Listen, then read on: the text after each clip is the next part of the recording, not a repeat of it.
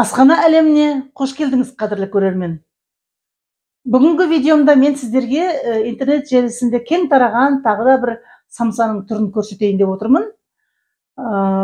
Оның салмасы да ұқсас, қамыры да ұқсас, бірақ жасалуы өте оңай болғандықтан мен де жасап көрейін, мен де немерелерімді бір қуантайын дедім. Себебі ол ешқандай жерде сатылмайды ондай самса. Только үй жағдайында ғана жасайды адамдар. Соны мен де үй жағдайында жасап, немерелерімді қуантып, семья мүшелерін қуантайын дедім. Сол гармошка самсаны пісіруді мен бастаймын онда. Онда біз кірісейік. Бізге керекті заттарымыз 500 грамм ұн, 200 мл су, 3 ас қасық сұйық май, мына 2 жұмыртқа, оның бір сарысын ап қаламыз бетіне жағуға, 120 граммдай маргарин. Мен сұйық майды әдейі алып отырмын, маргаринім аздау болғаннан кейін. Және 1 шай қасық тұз, 1 шай қасық қант, және 1 шай қасық қосқыш. Қазір осы заттардан біз жақсылап, әдемілеп, қатты да емес, өте жұмсақ та емес, қамыр илейміз. Ол үшін ортамызды ашып аламыз.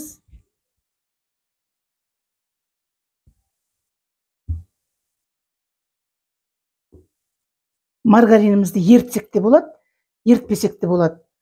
Енді мен ойлаймын, қазір ертіп жіберем. Бірінші суымызды құямыз. Және еритін заттарымызды саламыз оған. Тұз, қант, араластырып қоямыз. Тұз бен қант еру керек. Ерген маргаринімді құямын. Мына сұйық майды да құйып жіберемін. Түк қалдырмай сорғыды құйып жібереміз. Кішкене араластырып қоямыз да. Мына жерден әдеттегідей бір сарысын ап қаламыз да.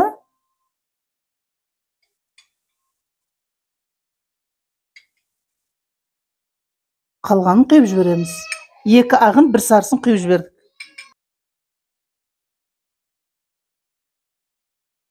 Осы бөлімінде видеоның дыбысы қосылмай қалған екен. Қосымша осының дыбысын қосып отырмын. Мына қосқышымызды ұнға араластырып аламыз.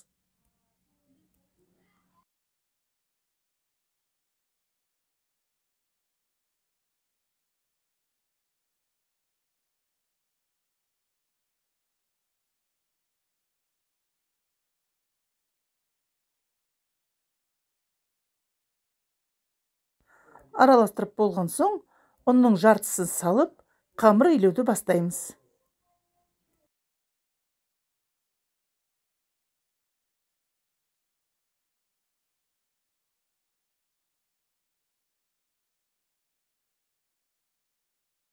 Асықпай жақсылап араластырып аламыз.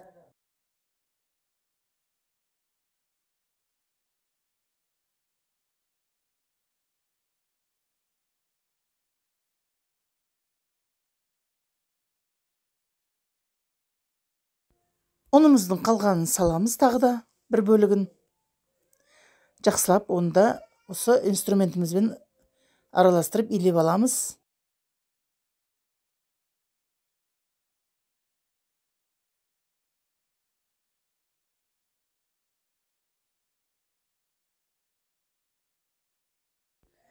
Ұнның қалғанын түгел салып, енді қамыр илеуді жалғастырамыз.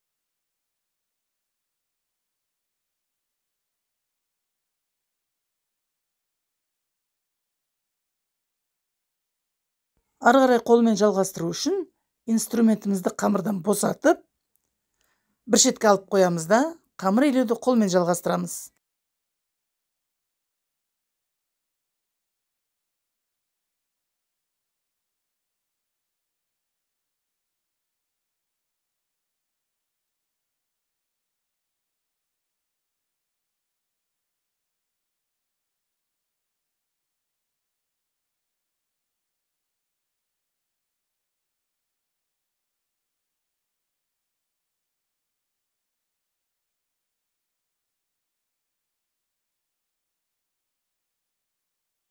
Кішкене бір 10-15 минут бетін жаба тұрамыз. Ал енді салмасын жасауға кірісеміз. Ол үшін бізге міне 300 грамм, 250-300 граммдай фарш қажет. Қандай фарш болса да бола береді. Индейканың ба, қойдың ба, әлде сиыр етінен ба. Міне құйрық май, қойдың құйрық майын қосамын, кішкене жақсы болсын деп, дәмді болсын деп. Осында үлкен бір бас пияз және ірі бір картошка. Картошканы енді 2 қоссаңыздар да болады. Ол өздеріңіздің қалауыңыз бойынша, және 1 шай қасық тұз, 1 шай қасық қара бұрыш. Және аз ғана зирадан қосатын боламын. 1 шымшым ғана үгітіп, ол дайындау барысында қазір көресіздер. Алдымен пияз бен картопты турап аламыз. Мүмкіндігінше ұсақтау етіп тураймыз.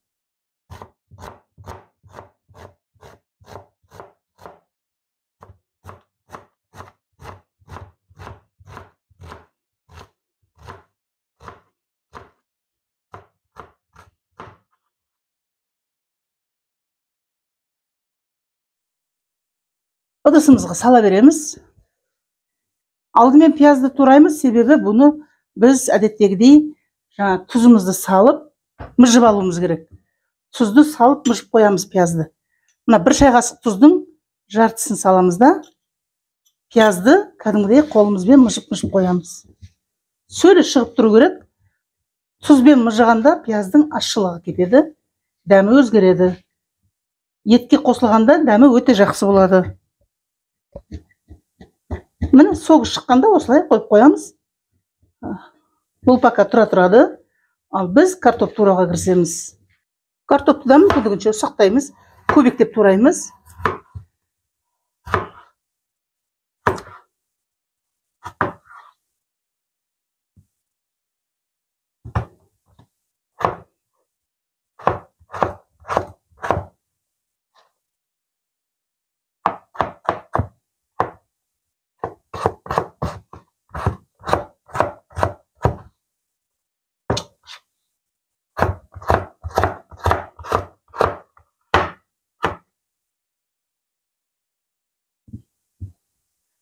Пияздың үстіне салып қоямыз. Енді құйрықты тураймыз.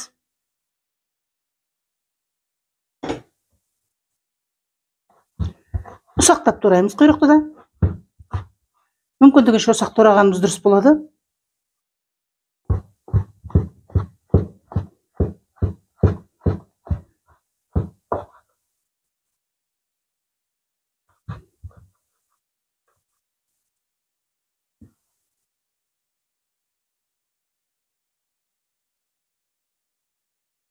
Міне, енді турайтын заттарымыз турап алдық. Енді мына дайын тұрған фаршты саламыз үстіне. Қалған тұзды саламыз. 1 шай қасық жаңағы пияздан артылған тұзды саламыз.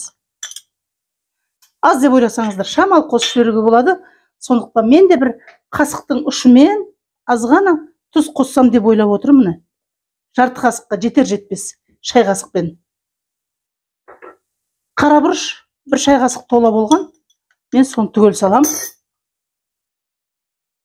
Зира 1 шымшым қосамыз дегенбіз. Сол 1 шымшымды бұлай қолыммен бетіп аламын да, алақаным арасына салып бұлай үгітіп, мұжып,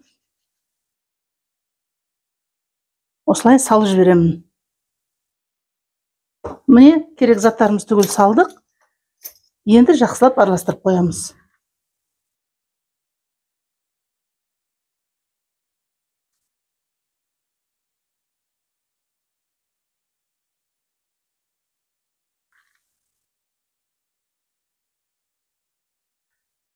Міне, салмамыз дайын болды. Енді салмамыз тұрады, араласып бір-біріне жақсы сіңіп қосқан құрамындағы қоспалар. Енді қамырымызға қайта ораламыз.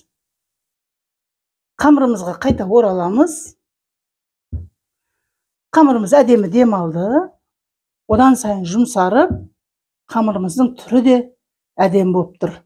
Теп-тегіс болып, біркелкі болып қамырымыз сондай бүлдіріп, бөліп, оны бірдеңе жасауға қимайсың, әдемі қамыр болды.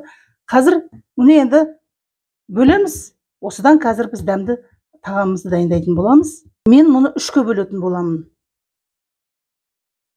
Осылай жобалап, көз мөлшерімен 3-кө бөліп домалақтап аламын.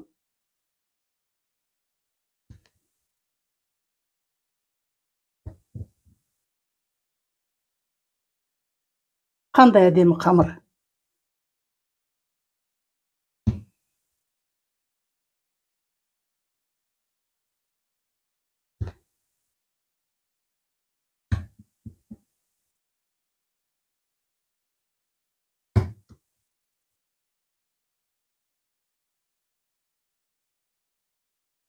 Кішірек бір тақтайға ұнды себелейміз де, мына екеуін қойып бетін жаба тұрамыз, ал үшіншісін жайып бастаймыз.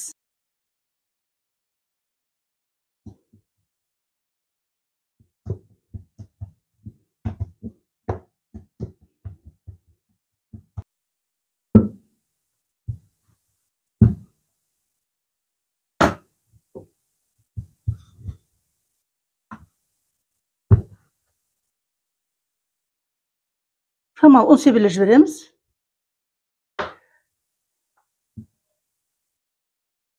Сөйтіп, оқтауға орап аламыз да, қамырымызды осылай жинаймыз. Жинаған соң, бұлай жаямыз.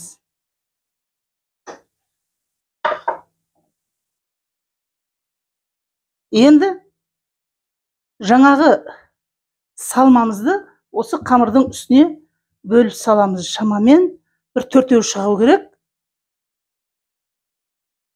1, 2, 3, 4. Міне 4-еу. 4-еуін сыйғыздық. 4 домалағымызды.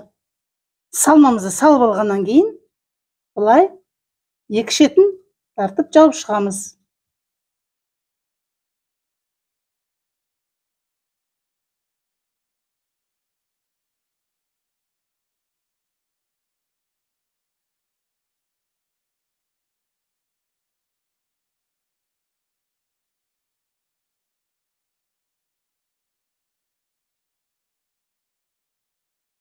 Және арасы шет-шеттерін бұлай жабыстырып қоямыз, салмалардың арасын.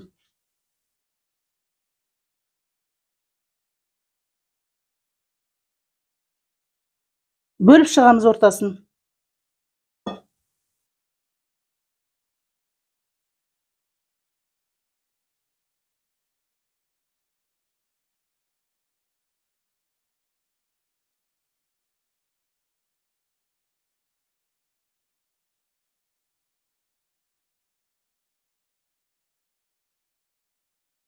Міне, осындай 4-еуін шығардым. Менікі енді әртүрлі болып қалды.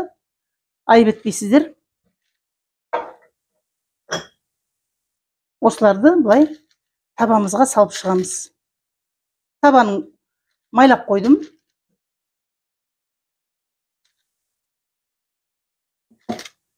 Қалған қамырларды да осылай жасап шығамын қазір.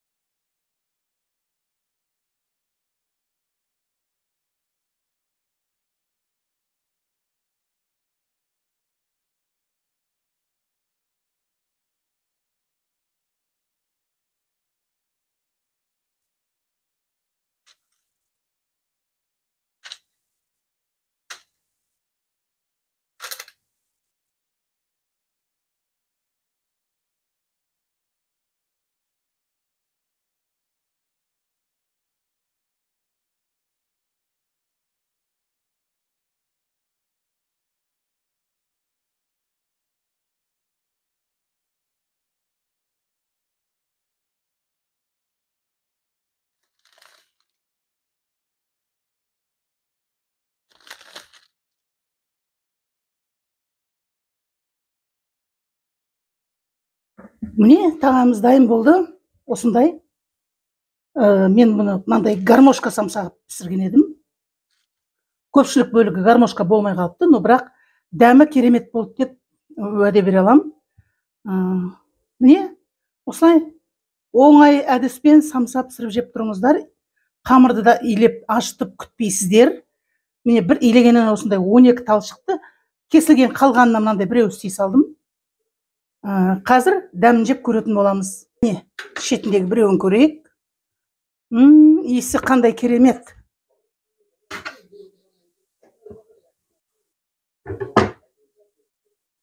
Бу бұрқырап, иісі керемет болып тұр, іші сөл шығып тұр ішінде. Міне осылай пісіріп жеп тұрыңыздар. Семья мүшелерін қуантып отырыңыздар. Осындай дәмді ас дастархандарыңызда әрдайым болсын. Салмасы көп ішінде. Сондай. Енді гармошка сонша көрінбей қалыпты. Но сонда да дәмі керемет деп ойлаймын.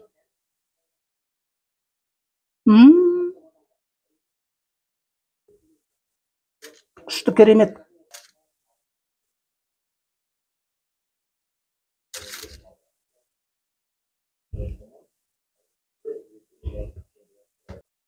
Міне осылай пісіріп жеп тұрыңыздар, ас болсын. Дастархандарыңызда әрқашан осындай дәмді тағамдар болып тұрсын. Аман болыңыздар.